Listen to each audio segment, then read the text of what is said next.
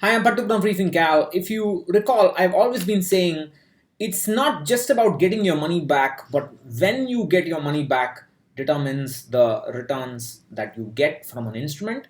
And there are a couple of articles which I want to point out to you before I show you a simple illustration of this.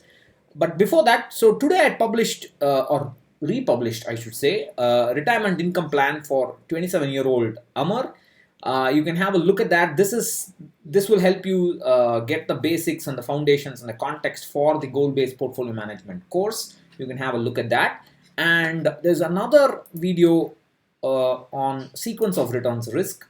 How can 400% profit or 400% absolute gain result in 8% return? So this video will also serve as a difference between absolute returns versus annualized returns. So you can see just getting 400% difference in price alone does not matter, but how many years have passed during that 400% change determines your annualized return, and that's the actual examples are shown. And also something relevant to this is another video I recently published based on this article. The delay in the EPFO interest, they've been delaying interest for 10 months, 11 months, simply because they don't have money. They're a bankrupt organization. And does this delay actually cause a loss to subscribers? And the answer is yes. Of course, the problem with our janta is they don't understand. I mean, they have a very weird way of thinking about risk. I've got my money. I'm very happy. That's all. It doesn't matter when I get my money. Money I've got. No, that's all. That's the tendency. I mean, especially when you can see this tendency when you have these credit problems and mutual funds. I need my money back. That's all. How can you get your money back in a market linked instrument? There's no such concept. So everything is related. A bad sequence of returns can result in poor returns, although the absolute gains are high. Delay in interest payment can result in poor returns, analyzed returns, and so on. So everything is related, and here's a very simple way to understand this. So let's take this Excel sheet. I want you to focus on just focus on the column A alone. So minus 100 means you're paid 100 rupees. That minus represents payment that you're made.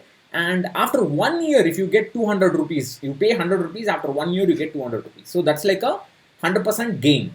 And the annualized return I've shown here is 100% because that's you've doubled your money, and therefore the gain is 100%. Suppose you get that 100% gain. Oops, that's the phone ringing. I'll have to cut that out. So suppose you get that 100% gain after 1 year. So let's say I get this.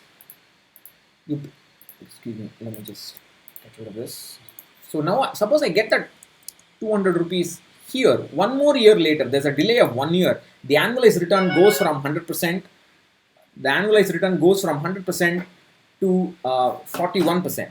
There's a big drop because of the delay in payment. Instead of doubling your money after 1 year, you have doubled your money after 2 years. Now, what happens if you double your money after 3 years? It becomes 26%. Double your money after 4 years, it becomes 19%. Double your money after 5 years, 15%. One more year delay, 12%. One more year delay, 10%. One more year delay, 9%. One more year delay, 8%. One more year delay, 7%. And it will keep just going down and down and down and down and down. So that's you got the idea. So I mean, you may have doubled your money, but the returns are very poor. So that's where the time comes in. It's not about just getting your money back, but when you get your money back, it's not about making a huge gain. How long the time elapsed from the investment to the gain also makes a big difference. So that's what I want to say in this video. Now I got to go and take that phone call. Bye bye.